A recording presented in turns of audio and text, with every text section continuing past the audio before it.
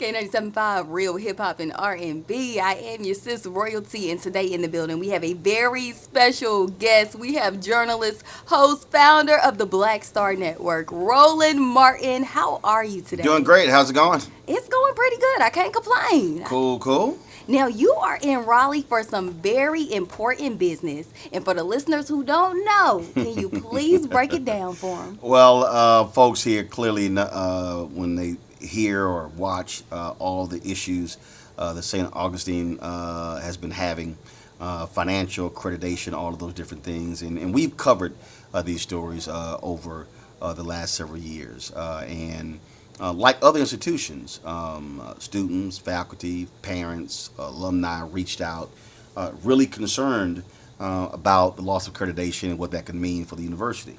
And we did this last year, Bethune-Cookman. We traveled to Florida, did a show from there, and it's really about giving the community an opportunity to answer questions, to shine a light on what's going on. What we are seeing with issues like this here, when you keep having problems. So this is not like, well, one thing happened and then all of a sudden, financial issues. No, no, no. This has been going on. So when you have repeated problems, you've got to now start asking different questions. You've not. Then when you keep having different presidents, but the same board, and that's a very sign there. There are 107 HBCUs in the country.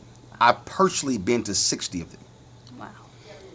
I've done 22 commencement speeches, 20 of them at HBCUs.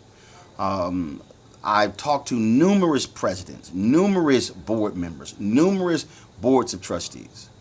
And consistently they will tell you that when you keep having problems at an institution that happens president after president, the board is your problem. The board chair is your problem, and the board of trustees. We reached out several times to have the interim president on the show, to have the board chair and any board member on the show. They've all declined. Wow. Now, last night, Dr. Walter Kimbrough, the interim president at Talladega University, Talladega College in Alabama, similar size to St. Aug, came on the show, outlined the problems that he saw when he came in, talked about how they're fixing it, talked about what they discovered, why they cut certain sports, what things they were doing, and how they were changing the direction, how they went out and got a $15 million loan from a black credit union, and how they are the process to hire a new president. They were open and transparent. So when I look at St. Aug's leadership, sending out press releases and statements saying, we desire positive support. No, you need ownership. You need to own your problem. You can't keep coming. This is no different than when you're in a family. If your sister or your brother keeps coming to you every 6 months asking for money, I need this, I think, probably about a third or fourth time you like, look, I ain't about to give you another $500, $1,000, Right. because what did you do with it last time? So when they're constantly coming to alumni, asking alumni for support, asking people for their help, it's a problem. They sent an email out stating that, and they said, this is not sponsored by SAU. Well, when I went to Bethune-Cookman, I went by campus first. I sat down with the interim president. We did an interview. I asked him, how are you fixing the issue that all these students and parents are raising? We had a very honest, forthright conversation. I ran the entire interview unedited. They have not wanted to do that. And so then they send this statement out, which was amazing to me. They go, right now our priority is focused on maintaining our accreditation, securing essential funding to demonstrate our financial sustainability, supporting our students, especially those on the path to graduation on May 3rd. Well, let's be real clear. The problem with your accreditation are your finances. How are you going to secure essential funding to demonstrate our financial sustainability when you have not shown that you have been good stewards of the existing resources? See, these are some basic questions. This is not me trying to tear somebody down. This is me saying, If black people are sitting here sending you $50 and $100 and $250, $500, are you being a good steward of the money? St. Aug got $35 million in relief during COVID. Wow. I got the spreadsheet. Congressman Jim Clyburn sent me the spreadsheet a couple of years ago. They got $35 million.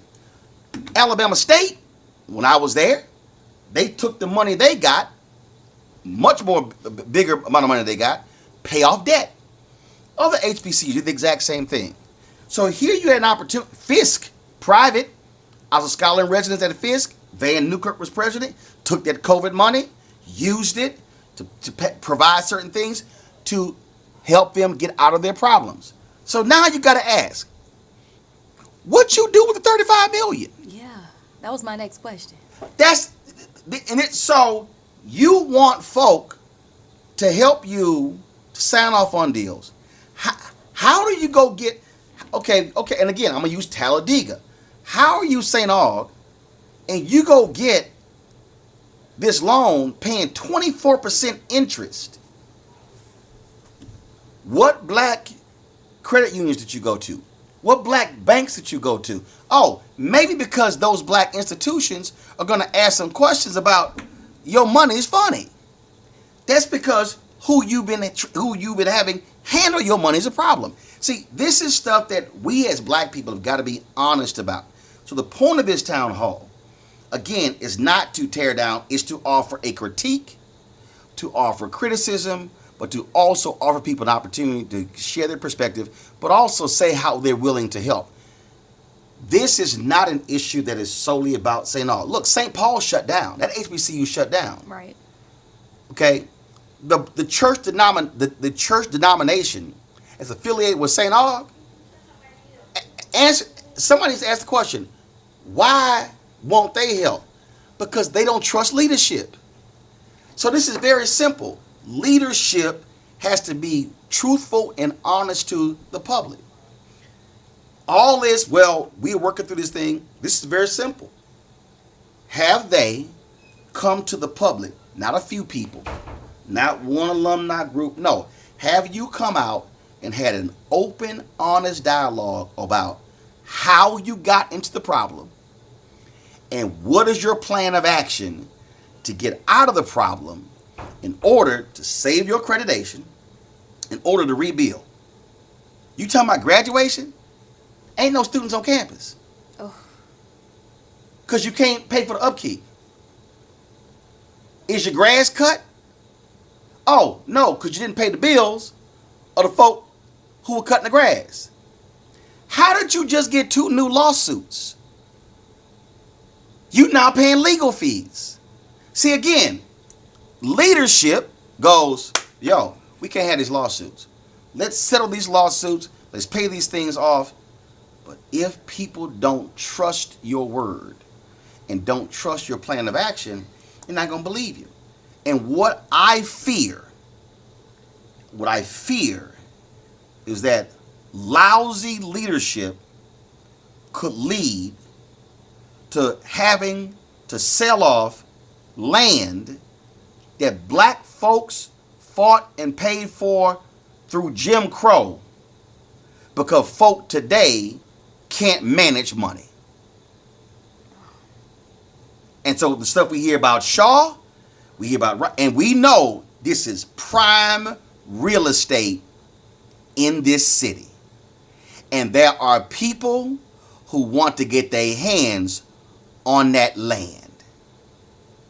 And if a black school owns the land, then a black school should be looking at a real development plan on how to profit from it and not just leasing it for 99 years, but how can you truly make money? The worst position you could be in business-wise is to negotiate a deal when you broke. Ooh.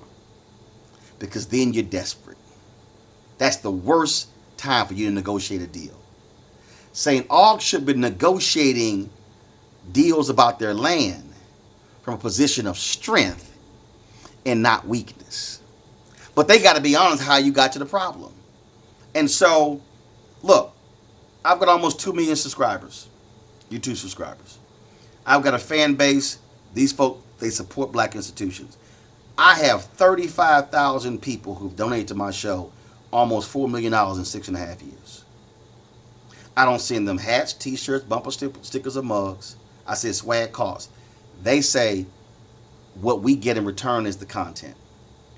So this is about how do we save black institutions, but also how do we be honest in challenging black leadership to properly lead. And so if the interim president and the board members, they are more than welcome to attend, to answer the questions. This is not a gotcha thing, but running away and hiding, that ain't the way to do it. And let me be real clear. I can come back. I could sit here. I don't have to bring my crew of 6 or 7 people. I could come back and I can decide I'm going to do a show from outside the school every once a week. Because I don't have a boss. No one owns me. No one controls me. I completely own it. We have got to. So what we're talking about here is what black newspapers have always done, what black radio has always done, and that is speak to the interests of black people. And sometimes we have to call out black folk who ain't doing right. Simple as that. And I feel like you may have already answered that, so I kind of know you did, but I want to hear you lay it out plainly. Why is this not just a Raleigh issue? This is a national issue. Yes, because first of all, let's be fundamentally clear. Especially so you have 2 types of HBCUs. You have your private HBCUs, and you have your public HBCUs. Public HBCUs have never been properly funded from day one. A report came out about 3 years ago, showed that even the land grant institutions, white folks essentially stole $20 to $30 billion. That money came from the federal government to the states, and the state, instead of sending that money in Tennessee State, they send it to the University of Tennessee. Instead of sending that money to Fort Valley State in Georgia, they send it to University of Georgia. So we've actually seen that happen. Your private institutions have been operating much differently because they survive through student financial aid, donors, a lot of church denominations also supporting them, like St. Augustine. You could ask this question here. Why is it the denomination associated with St. Augustine, why won't they help? Because they don't trust this board. What does that tell you? What does that tell you? So I'm telling you, I could call right now. I can call 30 HBCU presidents in my phone. I can call right now 30% of all the HBCUs in America. Florida, Texas, Mississippi, Alabama, Georgia, Tennessee, South Carolina, St. Louis, Lincoln. Well, we can do roll call. They will tell you that if you show me a HBCU that continues to have financial problems, it will show you a university that has a weak, incompetent board of trustees. Because a strong this is how bad it is. First of all, the board of trustees, their primary job is to have a fiduciary responsibility to protect the assets of the institution. Their job is to deal with the president. Too often, HBCU boards and presidents, HBCU board chairs and board trustee members, they want to run the school. Oh. They in all the school business. That ain't your job. Your job, you deal with the president, not the vice president, not the head of student services. No. Your job is the president. So that's first. Second thing is, your job is to fundraise. I can't tell you how many HBCUs I've gone to where they do not have a minimum number that board members should bring in. The Chicago Theological Seminary approached me several years ago about being on the board of trustees, and they said each board member is required to bring in, I think it was $20,000 a year. 10 board members, that's $200,000. There are other boards that require more than that.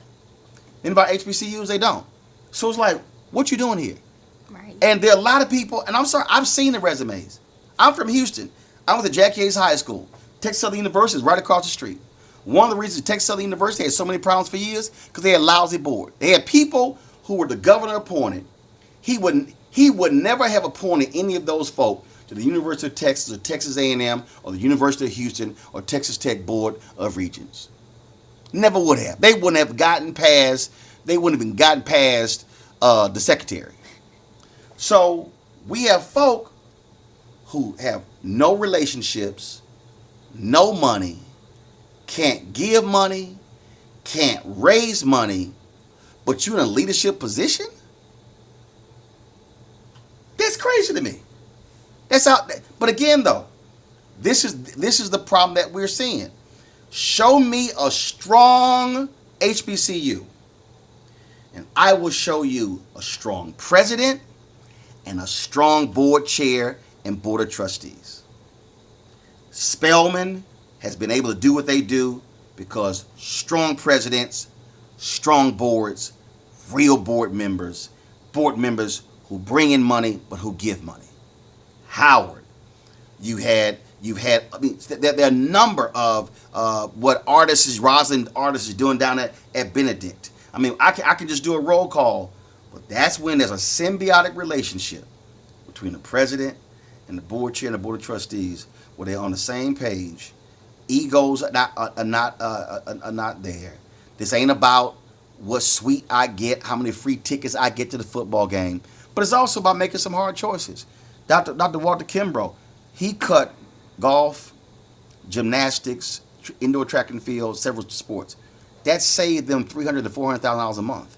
Wow. He said that was a $4 million savings a year. He said, y'all, these are non-revenue producing sports. We can't afford this. This is what I'm talking about. This is how, so you have to make that call. Saying, you may not even have a football team. How much is that football team costing you? Is that football team generating revenue? And if it's costing you money and you're losing big, sometimes you got to make a hard call to save the institution. Now, for those who are not going to be able to attend this town hall, how can they still be involved Yeah, today? it's very simple. They can watch our YouTube channel. Just go to youtube.com/Roland Martin. They can go to my Black Star Network app. You can download it, Android phone, Apple phone. You can download your Apple TV, Roku, Amazon Fire TV, Samsung Smart TV, one of all those different platforms. We also be podcasting it audio wise after it's over. But again, we want folks to come out, have questions, ask. And again, if you're a graduate or if you're just simply a supporter, we want to pack it out so this administration and this board understands that people care. They want to see the university succeed, but you've got to be willing to talk to people and be honest with them about how you got into the problem, but also what is the plan to get out of it. And you can't just keep it a secret and think, oh, well, we just keep it all to ourselves. No, that's not how this works. You can't ask folks for money, but then don't want to tell them how you're going to spend the money when the last time they gave, you didn't do right with the money. Right. All right, you heard it here. Roland Martin will be at Town Hall this evening. Make sure you can come out there if you can. Thank you so much And for I'll be joining signing us. copies of my book, White Fear, How the Browning of America is Making White Folks Lose Their Minds. So a lot of people been like, yo, I want a personal autograph. Well, I'll have them there tonight. Come out and get an autograph as well. Thank you so much I for appreciate joining it. me.